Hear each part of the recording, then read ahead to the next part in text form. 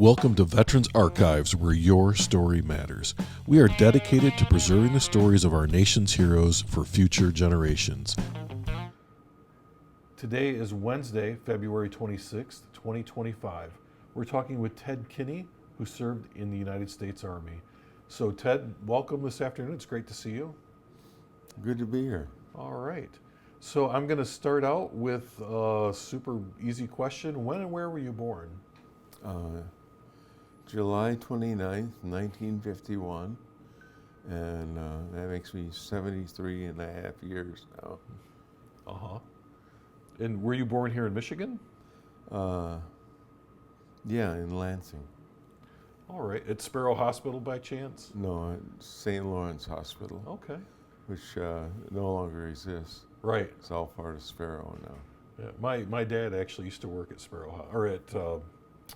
St. Lawrence Hospital. Oh, no kidding. Yeah, he was a former Marine, Uh-huh. but he worked for them. All right. So, did you spend your childhood in Lansing then? Yeah, pretty much. All right. We moved around until I was about 5, and we settled in Lansing, and it was a good place to live. We lived on the outskirts of town, and enjoyed many of the countryside, the big woods, the little woods, and all this stuff. We had names for the sand hill. So, were you like in the Holt area, or were you In the west side of Lansing. okay? So, like where Delta Township is now. Yeah. Okay. I grew up there in the 70s.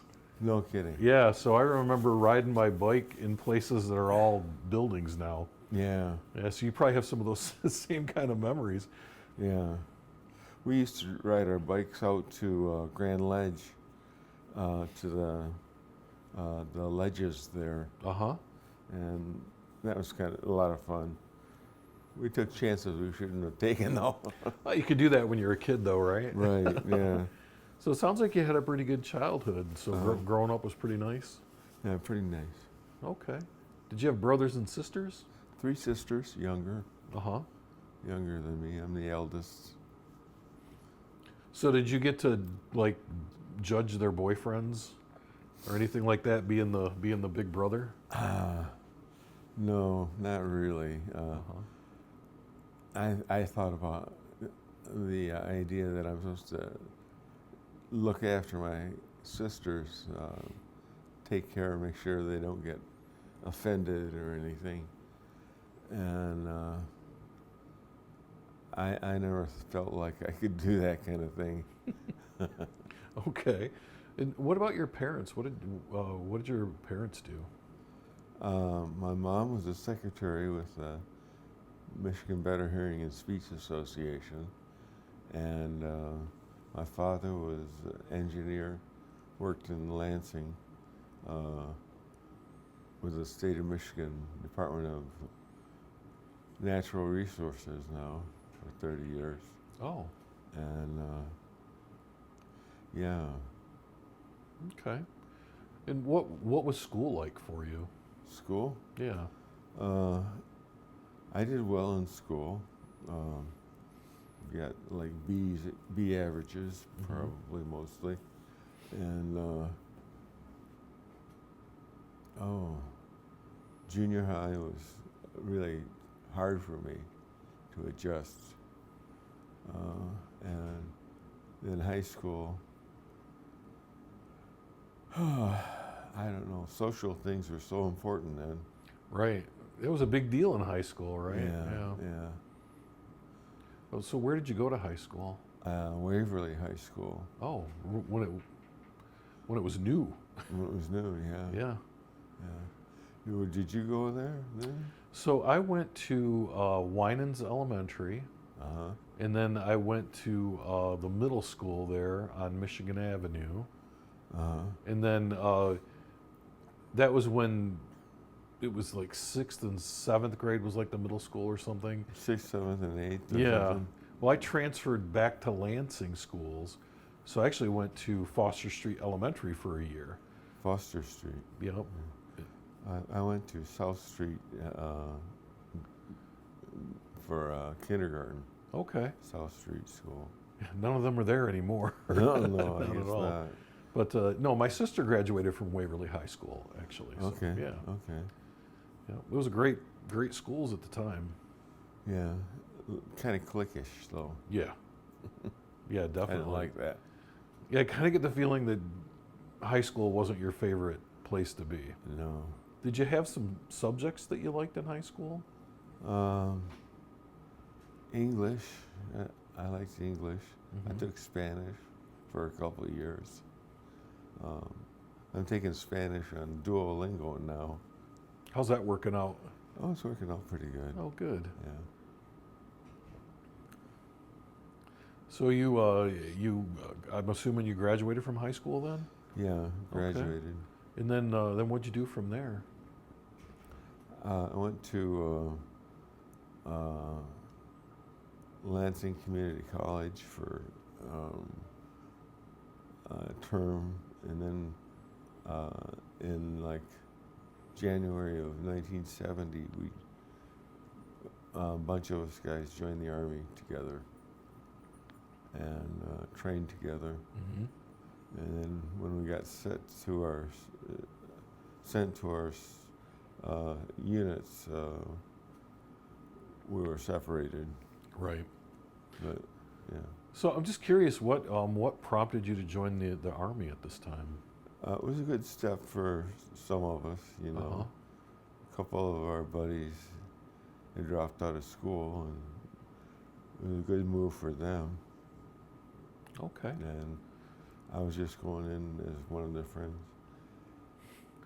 So you, where did you go to the basic training? Fort Knox, Kentucky, Mm-hmm. Delta 12-5. That was our unit. Yep. Uh, It's kind of funny how we remember certain things, isn't it? yeah. Yeah. What was it like for you arriving at boot camp? How did that feel? It was shocking. I wasn't used to being treated like that. Yeah, it can be kind of rough Yeah. at first. How did you do kind of once you settled in? I got PFC out of basic training, Mm-hmm. and then after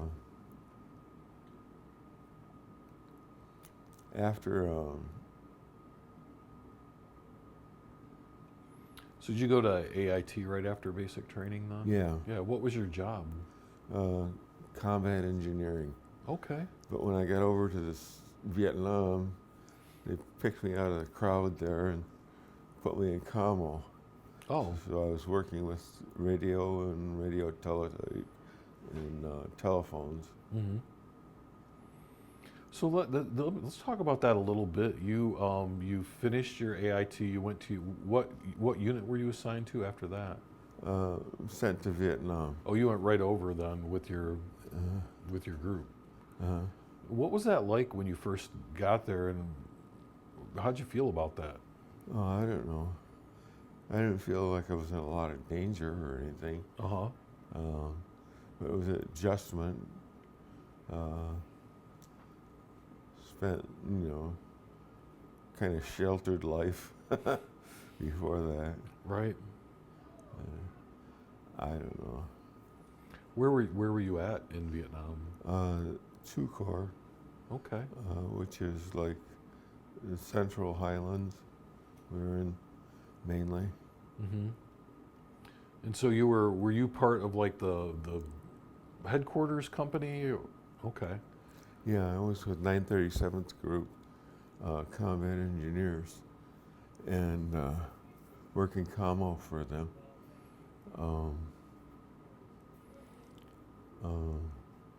And I got put in Task Force Sierra, was probably tough fucking shit.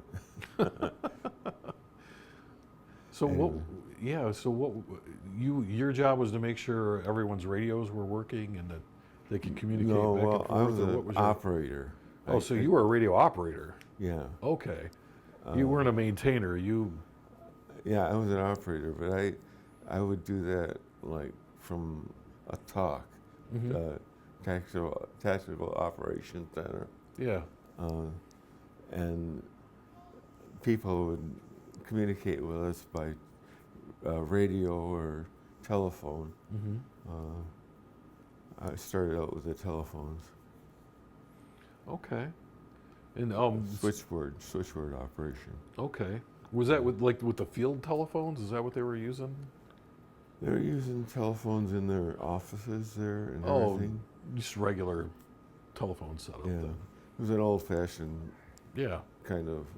You pull the cord and put it where the eye, above where the eye was, and that would connect you to the person on the line. Oh yeah, just like the old days when you'd call the operator and say, "Connect me with so and so," and they would connect everything up. Yeah. Okay. How long were you there?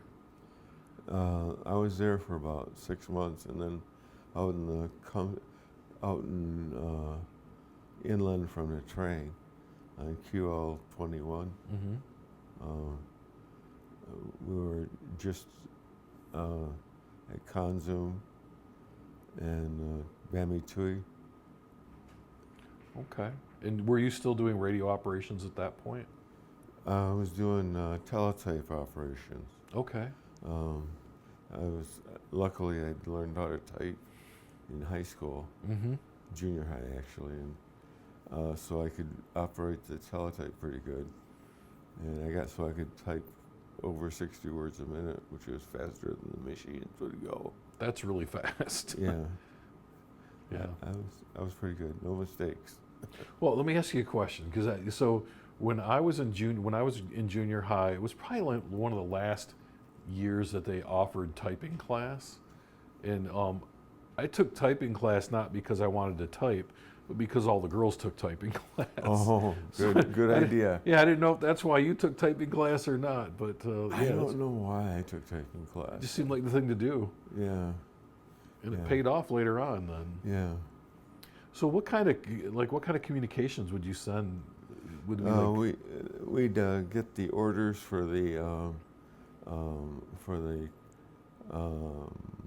medical people. The medics we had there would send for replacement of drugs that have gotten over a year old or something like that. They'd send them for replacements, and we also sent for to the headquarters company for the materials for building with. We were building compounds. Yeah. To house soldiers and stuff on QL 21. So you needed to make sure that stuff was correct then. Yeah. Yeah. I had to have it right down to the letter. Right. The first time. Yeah. Yeah. Yeah. And so were you in that location for another 6 months, or how long were you there? Yeah, I got out. I came down with hepatitis. Oh. From bad water, I guess. I don't know. Anyway, so they sent me to Cam Bay Hospital there, and from there they sent me back to the United States. Okay. And I had a breakdown after my service in Vietnam, and I got home and had a breakdown. So that was right after you got home. Yeah. Right? Yeah. Well, do you mind talking about that a little bit? What happened? I was used to having a lot of guys around, Yeah. talking to me and everything, chatting with me and everything. When that was gone, it was kind of a big letdown. Yeah. I was sitting there in the living room I wasn't talking to anybody very much, not voluntarily anyway. And I went into the Veterans Hospital, the Army General Hospital in Valley Forge General Hospital. It was. Mm-hmm. That's what it was called then, and that was for psychiatric reasons. I got out of the service after 10 shock treatments, and I got out of the service with a 10% disability Mm-hmm. rating for psychiatric, and it's something that's shaped my life since then. Yeah. Were they able to help you while you were there for that period of time, or? They used the wrong approach with me. It was Yeah. like they put me on Thorazine, which was a horrible drug to be on, really sedating, and they would sit you there and say, tell you not to sleep, don't try to sleep, try to keep you up. Okay. And I was afraid of the shock treatments, so I started talking to people. Mm-hmm. And that wasn't the way to get me to talk to people, though. It was a bad scene for me. Yeah.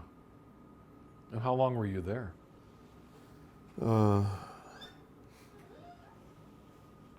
or 4 months, and Okay. then I went back home to Lansing, and discharged from there. And after that, I worked at a gas station and worked for Manpower Incorporated, Mm-hmm. doing temporary help jobs. I don't know, I held different jobs. Nothing really I stuck with. Do you think your military time and your time at the psychiatric hospital impacted you then? I think so. Your ability to work? Yeah, I all think that. so. So after that, did you just sort of bounce from job to job then? Yeah, I was seeing a psychiatrist, and I was getting well. I was getting along well with him until I started having anxiety attacks, and I would have anxiety attacks that would last 8 hours long. I mean, I'm not kidding. I Yeah. was in terror, I absolutely panicked for 8 hours. It's not easy, and that kept me from working a lot of times because I don't know. I mean, Well, it's hard to work with anxiety like that. You know, Yeah. I'll tell you, I experienced some of that myself when I came home from Iraq, oh, to yeah. the point where I tried to commit suicide. Really? Yeah. Yeah. So I don't know exactly what you went through, but I have an idea, Mhm. and I know that when you have an anxiety attack, it's terrifying. Yeah. It's very Yeah. difficult. So I understand how that can Yeah. impact you. So Yeah. were they able to help you with that? I haven't really gotten much help with it. I get a medication I can take. I take an Ativan, Uh-huh. and I have a weighted blanket, which I get under my weighted blanket, and that helps me. Yeah. It helps. If you ever used a weighted blanket, I haven't used the weighted blanket, but I can see where that would really it helps help. you feel Yeah. secure. Yeah. So did you just stay in the Lansing area then? I went down, lived in the Ann Arbor area for about 10 years down there. Okay. And then I came back to Lansing. I don't know. And then how long have you been here? Here? At the home, at the Veterans home? the veterans home. I've been here for about 3.5 years now. Okay. And middle of July, it'll be 4 years. And how'd you find your way here? I was being followed by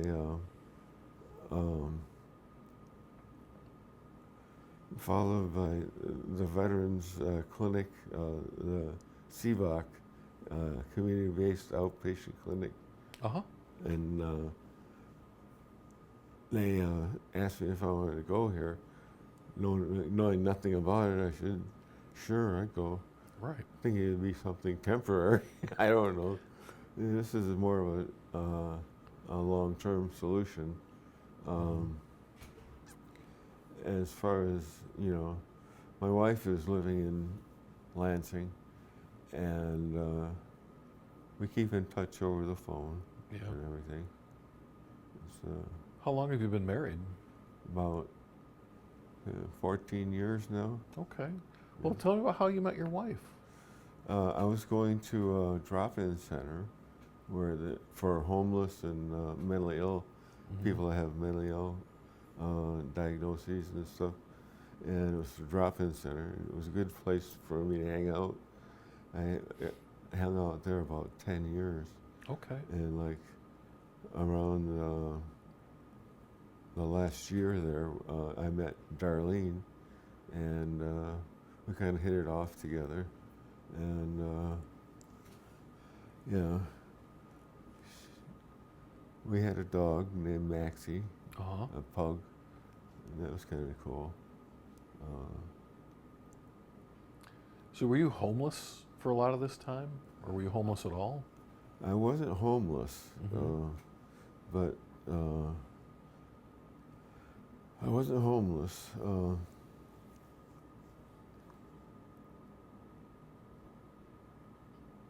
But you've just found good help at the drop-in center? Was that just seemed like a... Yeah. Okay. Kind of follow through. And I was hooked up with community mental health. Uh-huh. I think, my move to community mental health was not a good idea. I should have stayed with my psychologist, Dr. Friedman. I think that was more promising for me, but I had other ideas, I guess. Well, yeah, I think sometimes we think we know what's best, and sometimes it just isn't, right? Yeah.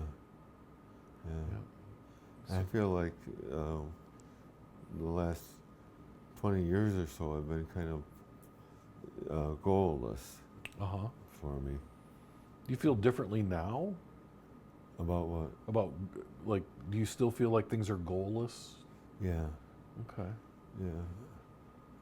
I kind of want to keep in touch with Darlene and her family. Yeah. I don't have any kids of my own, so her stepkids are kind of important to me. Yeah. And my nieces and nephews are by my sisters. Are they pretty supportive of you? Yeah, they have been. They've been That's coming good. to see me. And then I came down with stage 4 cancer. So, they've been visiting me and stuff. What kind of cancer do you have? I had cancer. I have cancer of the colon. Okay. It's metastasized to my lungs. And I've had it for about a year now that I know of. A year. And I've been getting chemotherapy. And since the chemotherapy wasn't working, they put me on another drug. And we're working to see if that will help. Well, it's good that you can keep contact with your family then, and they can know what's going on. Yeah, my mom and dad are both gone. And, but my sisters have been very supportive. So they're kind of taking care of their big brother now. Yeah. 2 of my sisters are deaf, and they've been deaf since birth. And it's been a motivating factor in my life to get to know my sisters and be a good hearing brother to them. Yeah. I have 3 sisters, and 2 of them are deaf. So do you know ASL, American Sign Language? I don't. They were brought up in the oral tradition. Oh, okay. Where you talk, emphasize speech and lip reading and hearing aids and stuff like that. Yeah. To fit into the hearing world better. But my sister confided in me that in the hearing world, she's a stranger, and in the deaf world, she's she belongs as part of the deaf community, Mm-hmm. and she lives near Michigan School for the Deaf in Flint, Yeah. a residential school, and she works there too. Oh. Yeah. And then she's got a master's in social work, and my other sister retired from being a nurse for 30 years, and my other sister is working again. Uh-huh. She hadn't been working for a while, and she started working again. So yeah, they and their families. My hearing sister, Susan, and I, neither of us had kids. So like, the deaf kids did have kids, Uh-huh. and so we're kind of involved with their family and everything. So my wife never had children of her own. I have 3 children, but we're very close to my nieces. My wife kind of, really Yeah. kept in touch with them, and Yeah. they're very, very close because they're as close to children as she would have. So yeah, I get it. Nieces and nephews, yeah. Yeah. Kept in touch with us, and they've been visiting Mm-hmm. since I came down with this diagnosis. Is that related to your time in Vietnam? Do they think? I don't know. Yeah. I saw a chart of Vietnam areas where they had, what do they call that? Oh, the Agent Orange. Agent and all that? Orange? Yeah. There was Agent Orange used in the area where I was living, Mm-hmm. but I don't know if I was ever exposed to it. Yeah. I don't know whether the cancer is related to that or not. Okay. I was just curious. When you were, I want to kind of ask a little bit more about Vietnam. So when you were in Vietnam, were you ever involved in combat there, No, like directly? no, I so never you were, was. So you were always. We went along the coast highway with a mounted M60, Yeah. or manned M60 on the back of a 3/4 ton pickup, Mm-hmm. or 3/4 ton truck, Right. Whatever they call them. Was it not a deuce and a half? No, that's a. Yeah, I know. that's I know what you're talking about. I just don't know what the Yeah. name of it is. Yeah, that's where Yeah. I'm at. Yeah. Anyway, we didn't get shot at, and I pulled guard duty a couple times, Yeah. but never had to shoot anybody. So that was still an unanswered question in my own mind, Mm-hmm. thankfully. Right. But it sounds like you made some good friends there. Yeah. Do you stay in touch with any of your I'd like friends? to I've been trying to get in touch with the guys I went in the service with. Uh-huh. I miss hanging out with them and saying, I don't know, they've gone on with their lives and everything. But being here in the veterans home, you're much more conscious of being a veteran. Yeah. And so those years have become important to me. Mm-hmm. And like, I miss seeing the Mike and Kim and Jeff and Lee and those guys from Grand Ledge. So Mike, Jeff, Kim, and Lee, who you grew up with in Grand Ledge and went to basic training with? Mike and Kim went Yeah. in service with us. Okay. Lee and Jeff stayed in the States. Okay. Didn't join the Army, in other words. Right. Yeah. But yeah, I'd like to see Kim and Mike, because they were kind of important to me as friends. Mm-hmm. Well, maybe someone will hear this and then be able to reach out Uh-huh. to you. And, when we get done, I think there's some places where you can look for people too. So Okay. we'll try Okay, to great. figure that out. But Sounds good. All right. Well, is there anything that we haven't covered that you wanted to talk about? Living here has been an adjustment. At first, I was put on a memory care unit because they thought I had memory problems or something. I don't know. Anyway, it was a locked unit. Uh-huh. And I really hated that, being on a locked unit. And it was and once they got me into the unlocked unit, the Pure Marquette Beach unit, Yeah. I was able to go out and walk back and forth, and walk around the property and stuff, as long as I wanted to. And I don't know. Since then, I've adjusted to living here a lot better, Uh-huh. and I feel better about being here. Oh, well, good. It's been a good place for me. Good. Good. I'm glad they were able to help. So as we wind up our conversation today, Yeah. I do want to ask one more question. Yeah. And that is, if someone listens to this years from now, what message would you have for someone? What would you like them to kind of take away from our conversation today? Gee, don't give up on yourself. It's important that you do the things in life that you want to do. How you come across to people, care about people, let people care about you. Okay. That's about it. All right.